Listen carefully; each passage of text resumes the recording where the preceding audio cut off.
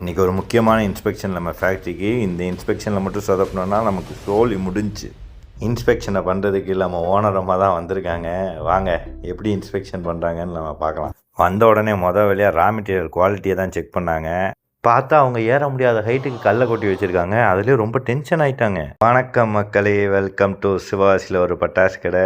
வாங்க ஓனரை மாட்ட கொஞ்சம் கொஸ்டின்ஸ் கேட்போம். ஹைதராக்கு என்னென்ன பட்டாசு பிடிக்கும்?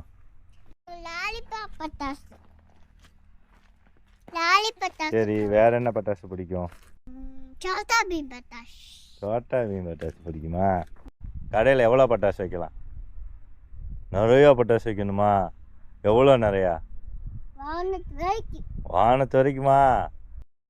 ஒரு வழியாக எல்லா இன்ஸ்பெக்ஷன் முடிச்சுட்டு கிளம்பலான்னு பார்த்தா நான் முக்கியமான ஒரு விஷயம் சொல்லணுன்ட்டாங்க ஓனரம்மா. சரி என்னன்னு சொல்லுங்கள் கேட்போம் அப்படின்னு வெயிட் பண்ணி பார்த்தா, பட்டாசு வாங்கணும்னா நீ எங்களை ஃபாலோ பண்ணிக்கோங்க.